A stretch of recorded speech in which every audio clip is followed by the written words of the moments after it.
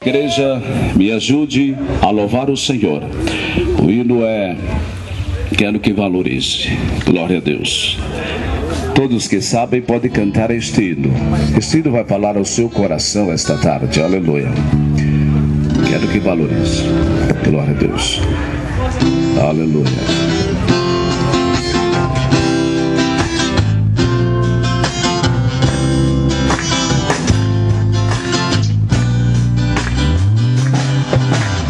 Quero que valorize o que você tem. Você é um ser, você é alguém tão importante para Deus.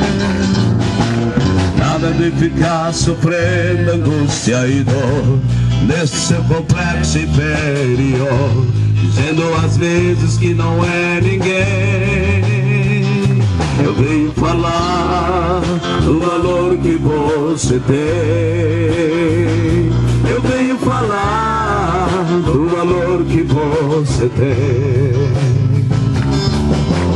Ele está em você, o Espírito Santo se move em você, até com gemidos inexprimíveis, inexprimíveis.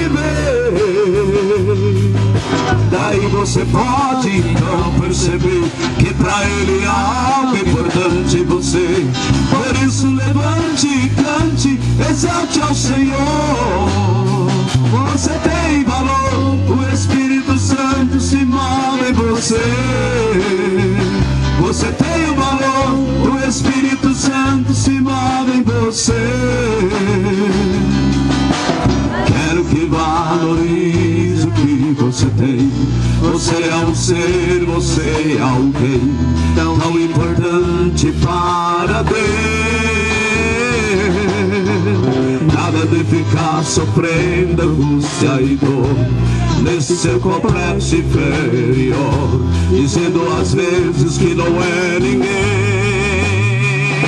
Eu venho falar do valor que você tem.